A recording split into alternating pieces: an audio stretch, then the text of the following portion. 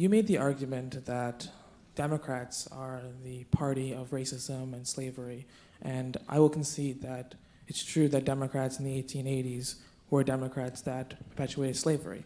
But I need to ask, how do you think through that lens when you look at the Southern strategy and you look at the fact that it was a Democratic president who put the Civil Rights Act into law, and afterwards it was Republicans who perpetuated the Southern strategy to try to make African Americans not vote? The question is about the fact that, yes, the Democrats may be the party of slavery and racism. I think you then said something that was unfair, which is you said, I'll grant you in the 1880s. Let's remember that the Ku Klux Klan was revived in the early 20th century. The lynchings and hangings that we identify with the Klan all occurred, a lot of them occurred in the teens and 20s. And the opposition to the civil rights was in the 60s. Now, with the solitary exception of, yes, Lyndon Johnson pushed the Civil Rights Act. True. And this is a longer story which I won't be able to do justice to here, but why did he do it? Why did he do it? My argument is the following. After World War II, the horrific evidence of the concentration camps and the racism of Hitler began to have a powerful effect worldwide. It drove anti-colonialism in the Third World, but it also drove a diminution of racism in the American South. Racism was dropping rapidly in the American South after 1945. Now, you have to realize this was a huge problem for the Democratic Party because after the Civil War, the glue holding the Democratic Party together in the South was, in fact, white supremacy. And so for Lyndon Johnson, it's like, now what? We're actually losing our base. The key to Nixon's Southern strategy was to appeal to the non-racist whites in the urban South. Read about it, because this Southern strategy that you're describing is a myth. The actual Southern strategy was really simple. Many people in the South are moving away from, the South is changing from an agricultural society to an industrial society. Many Northerners are moving south to places like Tampa and Atlanta and Raleigh-Durham and Houston. And Nixon's strategy was, I'm not campaigning in the rural South. That's racist country. I'm going to leave that to the Democrats. I'm going to campaign in the urban South and win the displaced Northerners and the non-racist Southerners. That was Nixon's Southern strategy. And the proof? Just go look at what Nixon actually won. He won the urban South. He lost the Deep South. In 1968, the Deep South went for George Wallace, not Richard Nixon.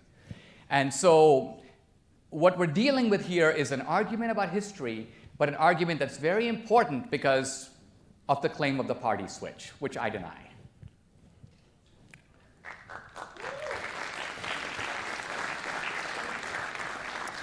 Hi, Dinesh. My name is Peter Kuo. I want to thank you for coming here today, and I want to thank Stanford CR for putting up this great event. I was elected to be the California Republicans' vice chair just 4 days ago at the convention. Thank you. Now, 4 days on the job, I still have this drive. I want to get up every day and pay back to the country that saved my family's lives 36 years ago. We immigrated from Taiwan here legally. It took me 24 years to become a citizen. My question to you is, what drives you every day to get up and speak the truth? And second question is, how can you help us to turn California red again?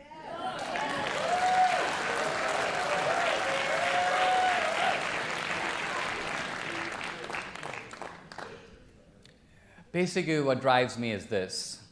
When people think of immigrants, they think of Horatio Alger's stories. People coming to America to make it good, earn money, become successful. In my own case, what America has meant to me is somewhat different. It is that America has been the place, and I think the only place, where I've been able to be the architect of my own future, in the driver's seat of my own life. So look at the kind of, if I stayed in India, I would have become an engineer like my dad or a doctor like my uncle. I would have followed in footsteps and I would have my destiny given to me. The beauty for me of America is it's a place where your destiny is constructed by you. And that to me is the promise of America. I don't think I would have gotten it anywhere else. And so when people ask, what are your politics based on? My politics is based on fighting to preserve that American dream, which is uniquely American. I mean, frankly, there is no Chinese dream. There is no, if the French have a dream, I don't think we want to know. How do we turn California around? Just one brief thought. I do think it's a mistake for conservatives to say things like this. Young people are going to be left-wing when they're young, and then when they get older and really cynical like the rest of us and start paying taxes, they're going to become Republicans. There is an actually very healthy idealism in young people, and I would recommend that we tap into that. We appeal to that. We build on that. Conservatism, ultimately, what are we conserving? We're conserving the idealism of the American founding. So help to implant those principles in young people, and they're going to be just fine in the future.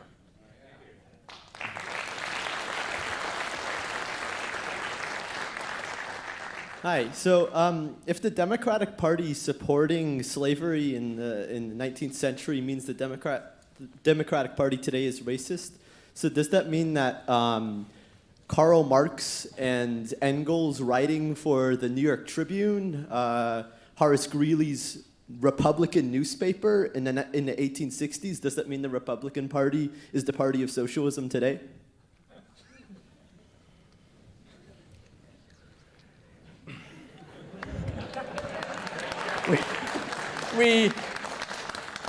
We have here an exercise in reasoning that needs to be put into slow motion to be dissected. Okay, so the reasoning is the following. First, you're contending that I contend that because the Democratic Party was the party of slavery before the Civil War, therefore the Democratic Party is racist today. I would submit that I have made no such argument here tonight. For anyone listening fairly, my argument was that the party of slavery prior to the Civil War metamorphosed into the party of racism after the Civil War. And this racism carried well into the 20th century. In fact, when we talk about things like the Klan, it's always amusing to me. People go, well, what about David Duke? This is the precise type of counterexample intended to mislead. Because if you fairly were to say, let me really look at the topic. Let me make a list of all the Ku Klux Klan leaders, every Grand Dragon and Grand Kleagle, going back to the 1870s to now. And let's just put an R or a D after their name. 99% of them would be Democrats. That's a fact. The idea of David Duke is a false flag intended to camouflage attention and prevent a legitimate generalization from being made. Now, so the Democratic Party isn't the party of racism because of what happened before slavery. The Democratic Party self-consciously embraced racism after slavery.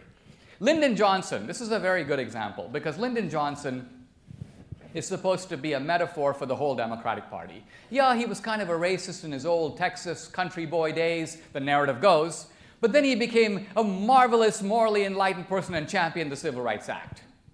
I would submit that if you read anything about Lyndon Johnson, you will see that this is a flat-out lie. The fact of the matter is that Lyndon Johnson was routinely using the N-word after the Civil Rights Act. And there is the multiple examples of this from Robert Caro, from Doris Kearns Goodwin, from Lyndon Johnson's own driver. This is corroborated, it's attested, it's indisputable, and yet it is pushed under the rug by progressive historians who need the fake narrative.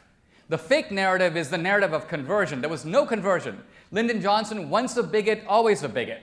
So now a more interesting question emerges. Why would a bigot promote the Civil Rights Act of 1964? And I would submit that the reason for that is that the bigot realized I can't cash in on white racism anymore. I've got to create a new type of dependent class of people who are now going to have to vote for me, and they're the very people I've been kicking around. Just listen to Lyndon Johnson's famous Howard University speech, a beautiful example of outright deception. Here's Johnson. He goes, "You can't take a man who has been hobbled for decades and bring him up to the starting line and tell him to run on his own." And now I ask you, what is omitted from this moving sentence? What is omitted from this moving sentence? Who the hell has been hobbling this guy for decades, if not you? If not you. So if you, Lyndon Johnson, take 1 ounce of moral responsibility and say, I did it, and now I am willing to pay a price to set it right, but the deceitful bigot could not admit that. Even then, he was playing the same game that is played to now, which is let's blame it on somebody else. You cannot take a man who has been hobbled. Let's move into the convenient passive voice, as if somebody else did it. I'm here to fix it. I'm Lyndon Johnson. So history involves reading a little between the lines, recognizing that just as we have fake news, we have fake history, we have fake scholarship, you're smart enough here to know this and to be able to do this kind of reading, and it's very liberating. When you do it, it's very liberating. Okay, next question.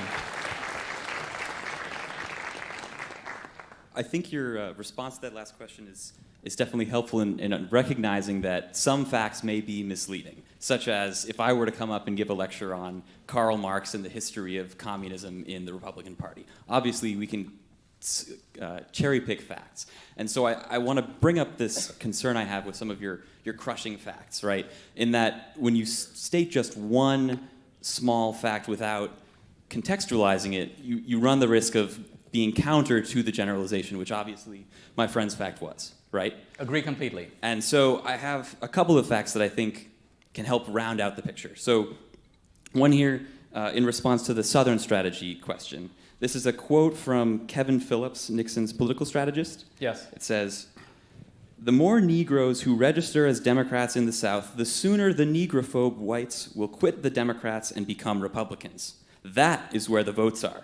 Without prodding from blacks, the whites will backside into their old, comfortable arrangement with local Democrats." Right? So he's making the argument that we need the votes from the negrophobe whites, not from the urban whites, as you suggested. And that's coming from Nixon's campaign manager. Secondly, data on support for the Civil Rights Act. In the South, 7% of Democrats in Congress supported the Civil Rights Act, and 0% of Republicans did. And in the North, 96% of Democrats and 84% of Republicans supported the Civil Rights Act. That fact, to me, seems like this was not a party issue, but a geography issue, in that very few people in the South supported the Civil Rights Act, and the vast majority of Northerners in both parties did. So then, the fact that right now the South is strongly Republican, and prior to the Civil Rights Act, the South was prominently Democrat, suggests to me that the party representation has switched to match that geographical preference.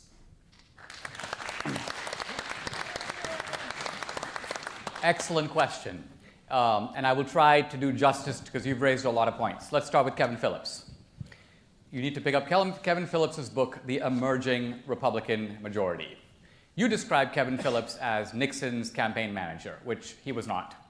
Second of all, Kevin Phillips says very clearly on the first page, you are going to get from me an analysis of voting patterns in America. It is not a description of anything that Nixon did.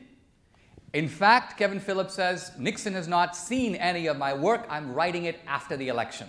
So Phillips makes it really clear that he is not the architect of anything. He is rather interpreting in his own way.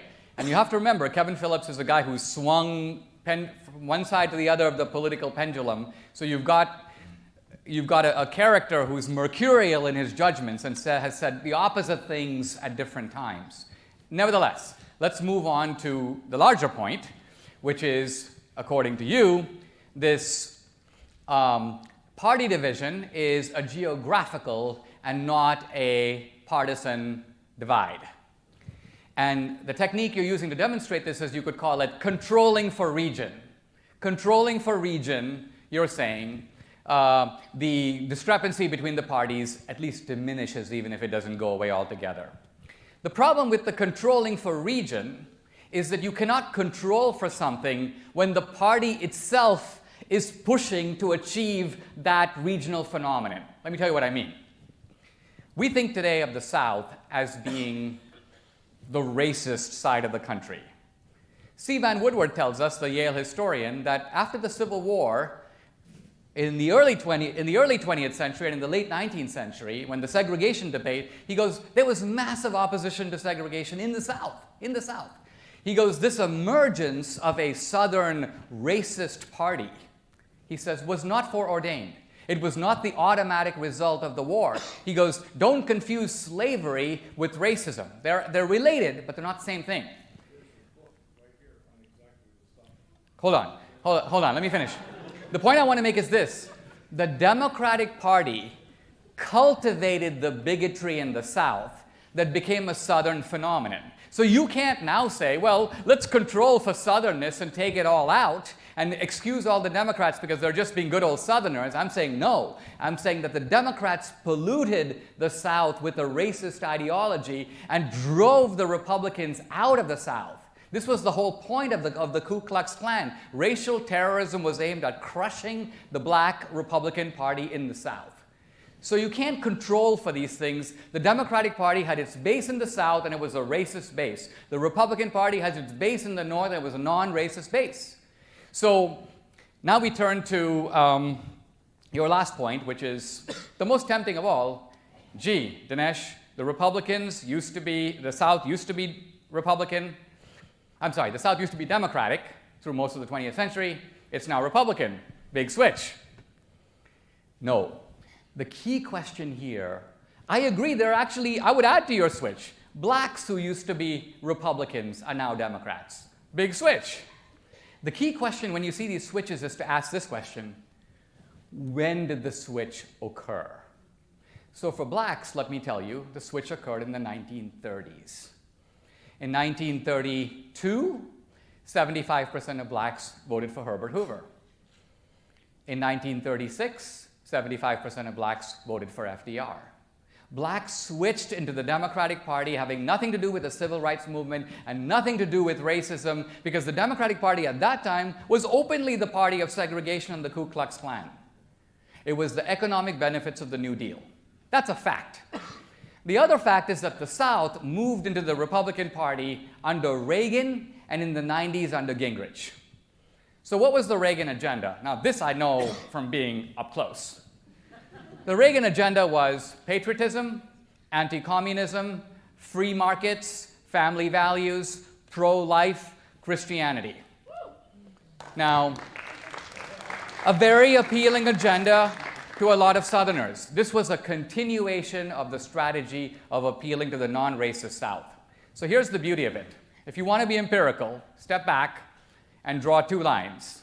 The line of Southern racism, which you'll notice in the 20th century, is going like this, down ever since World War II. And the line of Southern republicanism, which is going like this, in the other direction. So as the South becomes less and less racist, it becomes more and more Republican.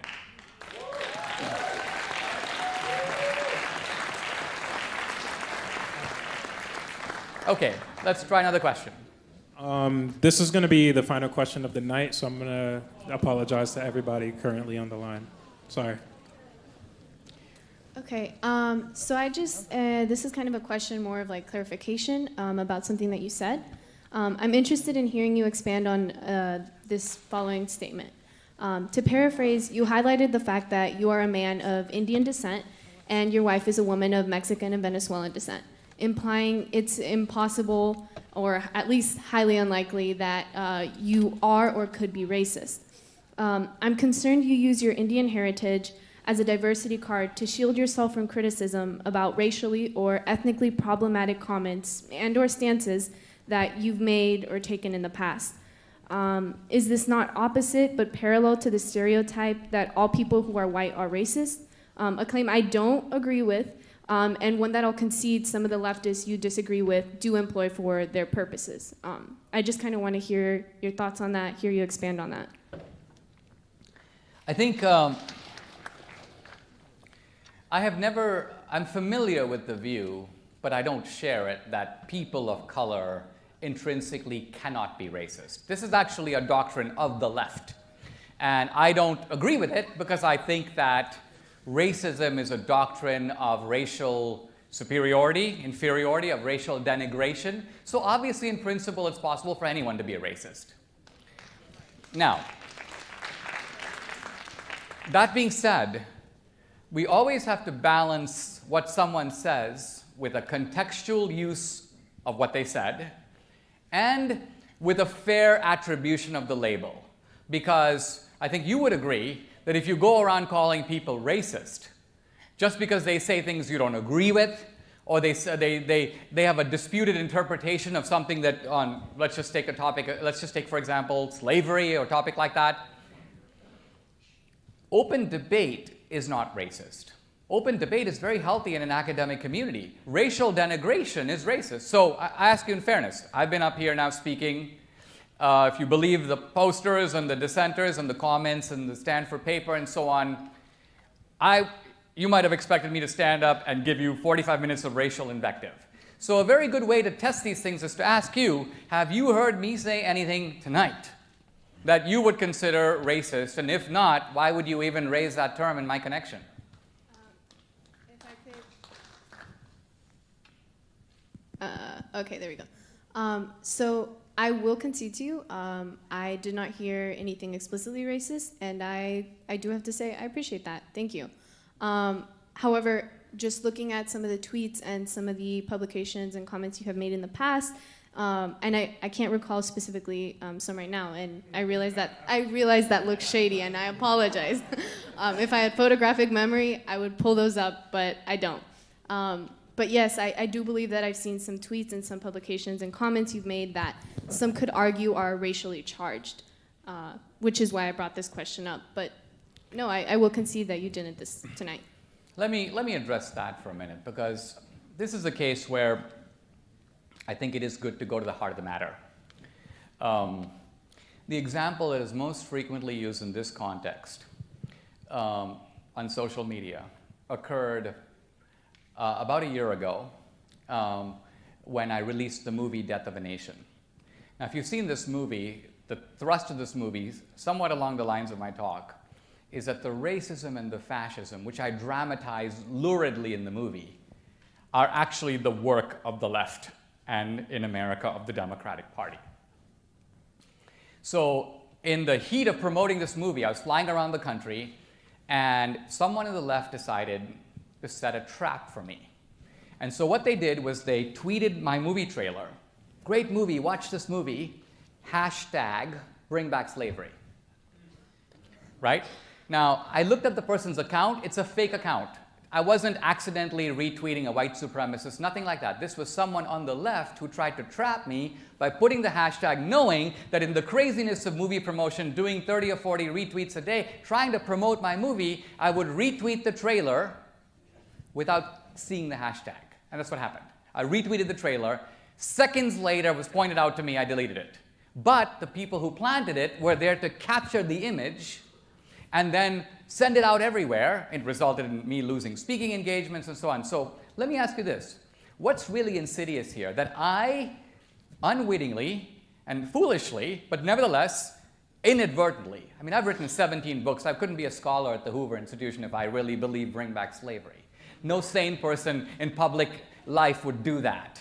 So to set me up and then use this to try to destroy my career by pretending people who knew better, that they were trying to attribute to me something I never believed and would never do. So which is more dangerous, me accidentally doing the retweet, or the evil people who were trying to destroy my career by smearing me with opinions that I don't hold? In all honesty, I'd ask you to think about that. And I'd also say to all of you, I really appreciate I expected this to be a stormier event, just given the way it was set up. But